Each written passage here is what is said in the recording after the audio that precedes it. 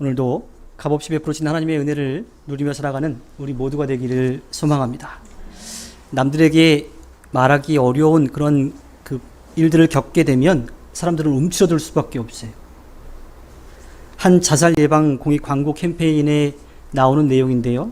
지금 다 보셨을 거예요. 그 손은주 씨가 나왔던 건데, 중년층, 그래서 아빠 다움, 또 자식 다움, 또 직장에서의 그 위치의 다움, 그 다움 때문에 힘들어하지 말고 힘들 때는 도움을 요청하라고 하는 이야기입니다. 즉, 그 삶의 무게들 때문에 사람들이 점점 움츠러들 수밖에 없어요. 더 긴장하고 또 자기가 힘들다라고 하는 것들이 있는데 얘기하지 못하는 거예요. 그리고 속으로만 앓다가 그것이 쌓이고 쌓여서 자기의 생명을 스스로 버리는 일까지도 일어난다라고 하는 거죠. 그래서 다음에 힘들어하지 말고 도움을 요청하세요라고 하는 그러한 캠페인이 있었습니다. 그래야 자신도 살고 또 주변의 사람들도 같이 살아갈 수 있는 거죠. 여러분들은 힘들고 어려울 때 어떠한 말을 듣고 싶으십니까? 그거 봐라, 내가 그럴 줄 알았다, 이런 이야기를 듣고 싶으세요? 아니면 네가 잘못해서 그런 거야 하는 이런 이야기를 듣고 싶으십니까? 사실 그런 말을 들으면요, 그렇지 않아도 힘든데 더 힘들어지는 거죠. 더 마음이 아파져요. 그럴 때는 그렇게 판단하는 말이 아니라 잘할 수 있어, 다시 한번 해보자, 내가 도와줄게 하는 격려의 말이, 인생의 길에서 험한 계곡을 헤매다가도 격려의 말을 듣게 되면 다시 일어날 수 있는 힘을 얻게 되지요. 또 모든 사람은 그러한 격려가 다 필요합니다. 얼마 전에 끝난 올림픽에서도 그런 일들이 많았었죠. 할 수 있다, 또 자신 있게 끝 하고 끝내기도 하고 어떤 그런 모습들. 또 예전에는 운동 경기, 올림픽 같은 것들을 보게 되면 운동선수들이 저 정도밖에 못하냐라고 하는 질책이 굉장히 많았어요.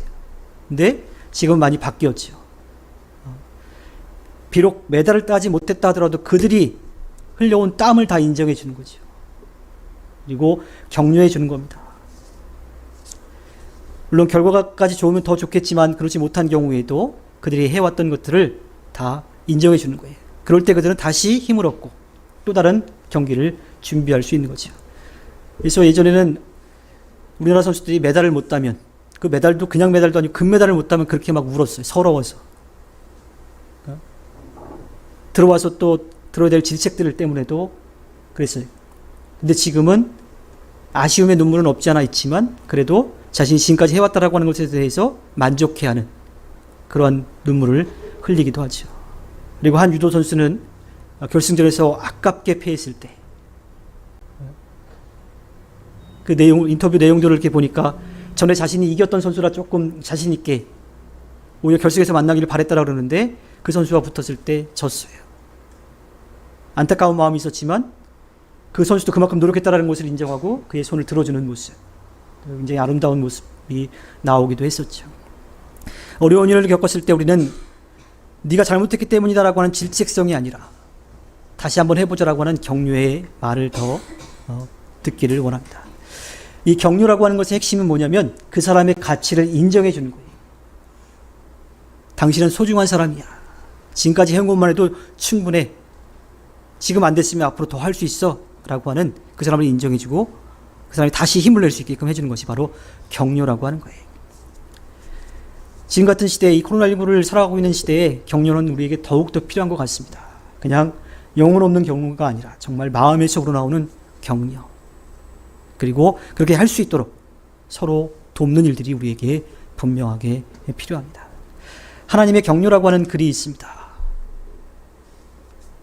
하나님께서는 우리들에게 말씀하시죠.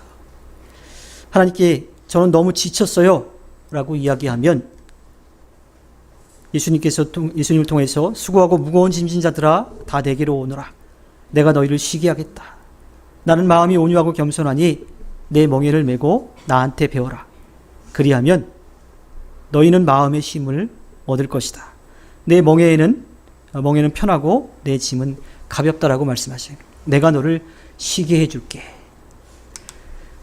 아무도 나를 사랑하지 않아요 라고 하면 하나님께서는 예수님의 말씀을 통해서 예수님께서 자기가 이 세상을 떠나서 아버지께로 가야 할 때가 된 것을 아시고 세상에 있는 자기의 사람들을 사랑하시되 끝까지 사랑하셨다.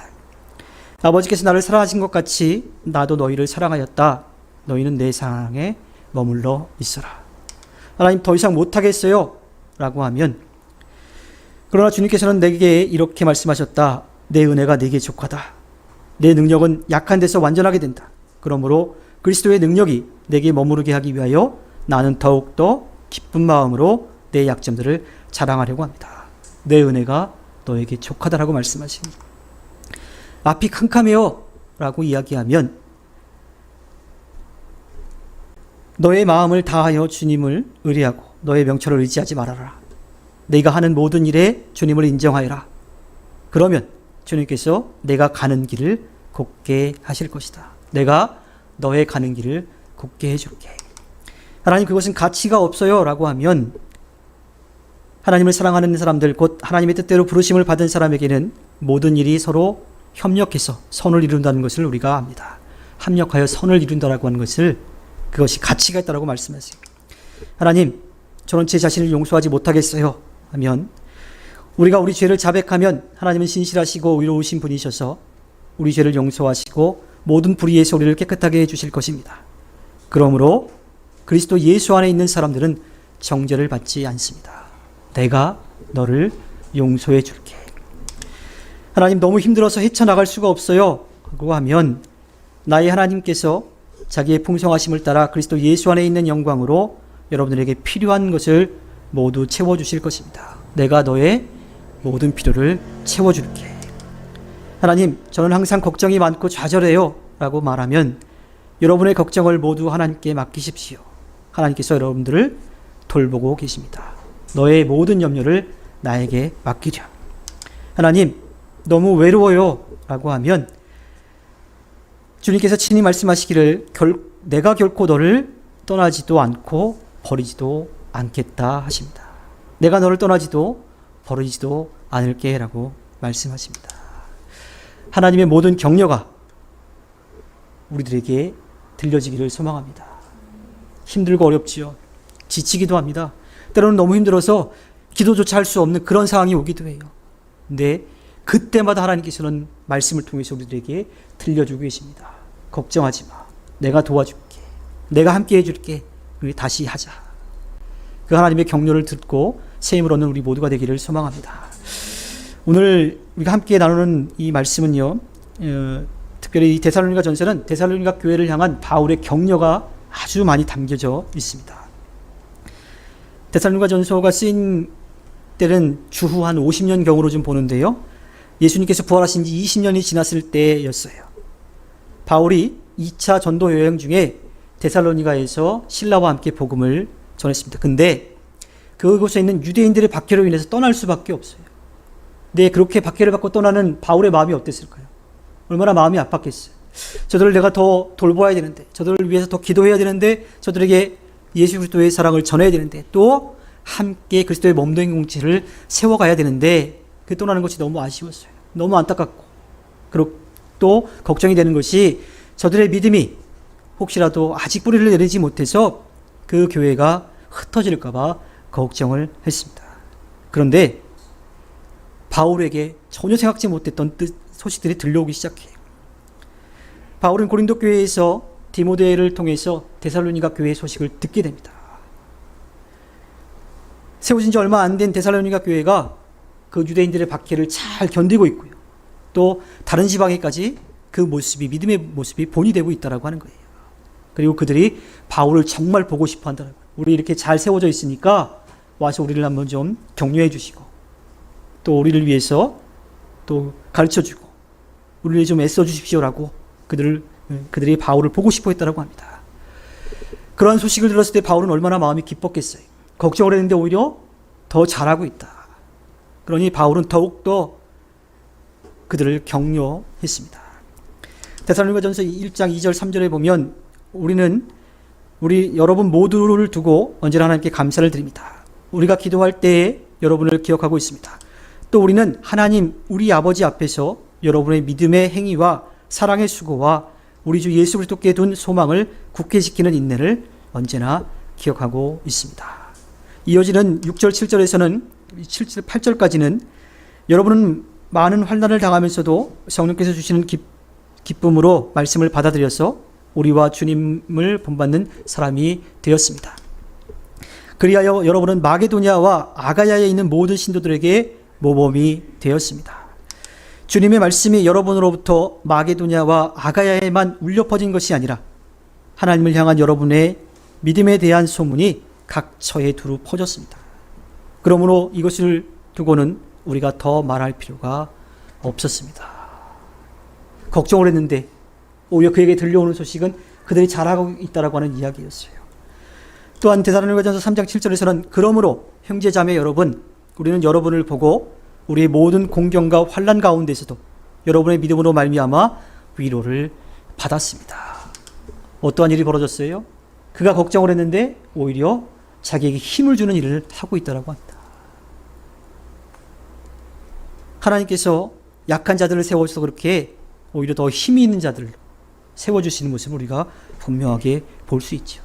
또 바울이 얼마나 그들을 생각하게 되었는지, 또 그들을 사랑했는지, 또 그들을 더욱더 격려할 수밖에 없는지를 우리는 알 수가 있습니다. 오늘 말씀 12절에 보면요, 수고하고 지도하고 훈계하는 사람이 있다라고 하는 것을 알 수가 있어요. 이들은 그 양무리 성도들을 위해서 헌신하는 사람들이에요. 수고라고 하는 것은 그 성도들의 신앙을 지도하기 위해서 노력한다라고 하는 겁니다. 여러분도 말씀 읽는 것을 위해서, 그것을 들려드리기 위해서, 여러분도 읽지만 들려드리기 위해서 또 열심히 녹음하잖아요. 또 그거 한 번에 바로 읽어지는 않을 것 같아요. 혹시나 실수할까봐 몇 번 한번 연습해보고 하시겠죠. 그렇죠? 별로 인정하지 않으시는 것 같은데 노력하는 거예요. 그렇게. 또 아침에 여러분들의 습관이 어떻게 되는지, 하루 일정이 어떻게 되는지 잘 모르겠지만 아침 기도에 참여하려고 노력하는 모습도 분명히 있을 거고요. 또 그 시간에 못한다 하더라도 나중에 음성을 들으면서 또 그것을 읽으면서 하나님께 말씀을 통해서 가까이 나가려고 하는 그런 노력들이 분명히 있다고 하는 거예요. 저는 어떻게 했어요? 여러분들에게 하나님의 말씀을 나누어 드리기 위해서 그 말씀을 이제 읽고 준비하는 거죠. 그러한 수고들이 있다라고 하는 거예요. 또 지도하다라고 하는 것은 가르치는 것, 올바른 길로 이끌어가는 것, 치리한다라고 하는데 그것을 뜻하는 거죠. 여러분들도 가정에서 아니면 삶의 자리에서 있는 지위, 그 지위에서 이끌어가는 사람, 위치에 계신 분들도 계실 거예요. 그들을 바른 길로 인도한다라고 하는 거예요. 특히 교회 공동체 안에서 여러분들이 가지고 있는 직분이 만에 하나 없다 하더라도 여러분들이 이 꿈미래 공동체 안에서 해야 될 일들, 하고 있는 일들이 분명하게 있는 거죠. 그래서 바른 길로 인도한다라고 하는 거예요. 또 훈계한다라고 하는 것은 그 성도들의 일상적인 삶을 도덕적으로나 윤리적으로 가르친다라고 하는 겁니다. 저뿐만 아니라, 직분을 가지신 분뿐만 아니라 모두가 다 그리스도인으로서 아직까지 하나님을 알지 못하는 자들에게 하나님을 전하는 일, 그리고 그들이 바른 삶을 살아가도록 이끌어주는 역할을 분명히 해야 되는 것도 우리가 알 수가 있어요. 그리고 특별히 이 교회 지도자들이 그렇게 하고 있는데 바울은 그러한 것들, 수고하고 지도하고 훈계하는 것들을 알아보라고 이야기합니다. 알아주라고. 이 알다라고 하는 말의 뜻은요, 그냥 뭐 내가 알아, 그 사람 이름 알아, 그 사람 뭐 하는지 알아 하는 그러한 수준이 아니라 그 사람의 가치를 아는 거예요. 가치. 우리가 격려할 때 그 사람을 인정해 주는 것을 이야기했는데 그 사람이 어떠한 존재인지 그 가치를 알아준다라고 하는 뜻이 담겨져 있어요. 그래서 영어 성경인 NIV 성경에서는 respect, 존경하다라고 하는 뜻으로 번역을 해놓았고요. 또 유진 피터슨이 쓴 메시지 성경에서는 honor, 그래서 존중하다, 존중하다라고 하는 뜻으로 번역을 해놓았습니다. 바로 그들이 그렇게 열심을 내고 헌신하고 가르치고 노력하는 것들에 대해서 알아주라고 하는 거예요. 그것을 존중하면서 귀히 여기라고 이야기합니다. 그렇게 할 때 우리가 위로를 받고 그 경력 가운데 세임을 얻을 수 있다라고 하는 거예요. 이것은 비단 지도자들에게만 해당되는 것이 아니라 그리스도의 몸된 공동체를 이루고 있는 우리 모두에게 다 해당되는 이야기이죠. 또 14절에 보면요, 교회 안에서 성도들에게 해야 될 다양한 격려의 모습을 이야기합니다. 형제자매 여러분, 여러분에게 권고합니다. 무질서하게 사는 사람을 훈계하고 마음이 약한 사람을 격려하고 힘이 없는 사람을 도와주고 모든 사람에게 오래 참으십시오. 이 무질서하게 하는 사람들이라고 하는 것은 원래 군사적인 용어로 쓰였다 그래요. 그래서 낙오한 병사를 뜻한다고 합니다. 그러니까 자기가 훈련을 받고 그 역할을 감당하게 되는데 그렇지 못하고 훈련받는 과정 가운데 낙오된 사람을 이야기하죠. 근데 그렇게 낙오된 사람에게 야 그거밖에 못하냐? 빨리 안 해? 이렇게 하면 그 사람은 더욱더 힘으로 잃어버릴 수가 없어요. 그렇지 않아도 지쳤는데 그들은 쓰러질 수밖에 없죠.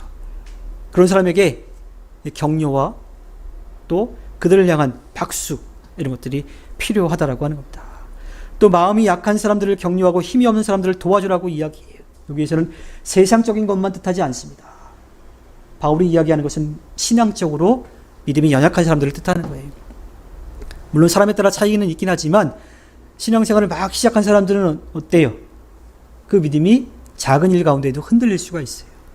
그런데 어떤 경우에는 믿음 생활을 오래 했던 사람이 그 사람들 보면서 저 정도밖에 신앙생활을 못할까라고 하는 자기 기준에서의 판단이 서는 경우들도 있다라고 하는 거예요. 연약한 자들, 믿음이 연약한 자들 그들을 붙잡아주고 세워줘서 그 믿음의 뿌리가 깊이 내릴 수 있도록 도와주라고 하는 이야기입니다. 그리고 마지막으로 모든 사람에게 오래 참으라고 이야기합니다. 이 오래 참는 것은 성령의 9가지 열매 중에 하나이죠. 그리고 하나님의 속성 가운데 하나입니다. 창세기 34장 6절에 보면 주님께서 모세의 앞으로 지나가시면서 선포하셨다. 주는 자비롭고 은혜로우며 노하기를 더디하고 한결같은 사랑과 진실이 풍성한 하나님이다. 시편 103편 8절에서는 주님은 자비롭고 은혜로우시며 노하기를 더디하시며 사랑이 그지 없으시다. 하나님이 그렇게 참으시는 분이에요. 우리는 하나님을 닮은 사람들이죠. 또 이 땅에 예수 그리스도를 보내주신 그 큰 사랑을 경험한 사람이고 그를 따르고 전하겠다라고 결심한 사람들입니다. 그러니 우리에게 오래 참는 것이 필요한 거예요. 또한 이 바울은 고린도전서 13장 4절에서 이 사랑장에서 제일 먼저 얘기한 게 뭐냐면 오래 참는 것이라고 이야기합니다. 이 오래 참는 것이라고 하는 것은 기다려주는 거예요. 아직 좀 더 기다려야 되겠다. 이 참는다라고 하는 것이 막 화가 나지만 불불 끓지만 그냥 참는다 하고 그냥 겉으로만 삭히는 것을 이야기하지 않습니다. 그 사람의 상황을 존중하고 이해해줘서 기다려주는 거예요. 조금 더 발전할 수 있을 테니까, 조금 더 성장할 수 있을 테니까 조금만 좀 기다려보자 하는 거지요. 받아들이지 못하면서도 그냥 억지로 참는 척 한다라고 하는 뜻이 아니라 이해해주고 기다려주는 것. 이것이 성경에서 이야기하는 오래 참음이고요. 하나님께서 우리들에게 그렇게 그 사랑을 베풀어 주셨습니다. 제 이야기를 잠깐 하면요. 제가 노래에 대해서 잘 못한다라고 말씀을 드렸죠. 부정도 긍정도 안 하시는데. 그렇게 된 이유도 하나 있습니다. 고등학교 음악 실기 시험 때 노래를 불러야 되는데 나름대로 열심히 준비해서 가서 노래를 딱 시작했는데 음악 선생님이 그러셨어요. 야, 너 들어가. 웃으시는 분들은 제 노래 실력을 아시니까 그러신 것 같은데 딱 첫 소절을 듣자마자 너는 아니야. 그거 들어가요. 제 시험인 거예요, 그냥. 근데 그 전에는 사실을 몰랐는데 그때부터 노래 부르는 그 자체가 굉장히 부담이 됐어요. 그리고 무서웠어요, 정말. 그래서 노래 시키면 도망갔었습니다. 예전에 사촌 조카 돌잔치 때 그 뽑잖아요. 돌잡이 할 때 뽑잖아요. 당첨이 됐어요. 경품 받으려고 하는 기쁜 마음으로 갔는데 노래를 시키는 거예요. 그래서 상품 안 받는다고 그냥 반납하고 들어왔던 적도 있습니다. 그래서 그때 만약에 그 선생님이 제가 자세하게 밝히진 않습니다. 그 선생님이 너 다시 한번 좀 연습해서 와라고 그랬으면 제가 그렇게 상처를 받진 않았을 거예요. 그렇게 노래하는 게 무섭진 않았을 거예요. 근데 야, 너 들어가 딱 그랬는데 정말 큰 상처가 됐고 지금도 사실은 그 트라우마가 없지 않아 남아 있습니다. 그래서 노래할 때마다 조금 두려운 마음이 늘 있고 자신이 없고 그래요. 그나마 그걸 알고 좀 잘해봐야 좀 더 연습해야 되겠다라는 생각을 갖고 나름대로 했는데 이 정도이긴 합니다. 사람들은 누구나 그 말 한마디에 상처를 받기도 하고 격려를 받기도 해요. 위로를 받기도 하고 또는 아예 낙심하기도 하는 겁니다. 하나님은 세상을 사는 우리를 이 세상의 격려자로 부르셨습니다. 바울이 이 데살로니가 교회에 전했던 것처럼, 또 그들이 하고 있는 것에 대해서 격려하며 축하했던 것처럼, 또 우리도 힘을 얻는다라고 그렇게 고백했던 것처럼 하나님은 우리를 이 땅의 격려자로 부르셨습니다. 코로나 시대를 살아가고 있는 우리에게 더욱더 그렇습니다. 때로는 너무 오래 가까이 붙어 있어서 가족들 간에 또 어려움이 생기는 경우들도 있다라 그래요. 그리고 회사에서 만난 동료들 그 가운데에도, 또 때로는 교회 안에서 만난 성도들 가운데에서도 우리는 격려와 위로가 필요합니다. 그리고 용기를 북돋아주는 그 말을 해야 되지요. 남편은 아내에게, 아내는 남편에게, 부모는 자녀에게, 자녀는 부모에게, 또 형제 간에 우애 있게 지내고 함께 일하는 사람들에게도 마찬가지로 서로 용기를 주며 또 격려하면서 위로하면서 새 힘을 얻게끔 하는 것이 우리의 사명입니다. 힘들고 어렵지만 우리가 수고하고 격려하고 또 붙들어주며 오래 참을 때 하나님의 아름다운 뜻이 이 땅 가운데 분명하게 이루어질 것입니다. 꿈일의 모든 분들이 그렇게 살아가기를 소망합니다. 사람들은 몰라줄지 몰라요. 그것 때문에 혹시 서운한 마음이 들 수도 있을지도 모르겠습니다. 그래도 서운한 마음을 일단 접으시고, 하나님께서는 그 모든 것을 다 아시니까, 또 아시고 그에 따른 열매를 맺게 해주실 거니까 그 기대와 소망을 가지고 우리 곁에 있는 사람들을 위로하고 격려하며 살아가기를 바랍니다. 이러한 글을 읽었습니다. 칭찬해 보세요. 용기를 주고 위로해 보세요. 사람이 달라집니다. 비난하는 말, 정죄하는 말, 깎아내리는 말은 버리고 세워지고 힘을 주는 말을 하시기 바랍니다. 비판 속에서 자라면 비난을 배우고, 수치심 속에 자라면 죄책감을 배우며, 적대감 속에 자라면 싸움을 배웁니다. 하지만 격려 속에서 자라면 자신감을 배우고, 칭찬 속에서 자라면 고마움을 배우며, 사랑 속에서 자라면 사랑을 발견합니다. 우리가 무엇을 주어야 할지 생각해보는 그런 글입니다. 하나님께서 우리를 격려자로 부르셨습니다. 하나님은 오늘도 우리가 그런 역할을 하기를 기대하고 계십니다. 또 우리가 그 역할을 할 수 있도록 격려해 주십니다. 격려자의 삶을 살아가 하나님 앞에 기쁨을 드리는 꿈일의 모든 분들이 되어서 주님 앞에 기쁨을 되기를 주님의 이름으로 부탁드립니다. 기도하겠습니다.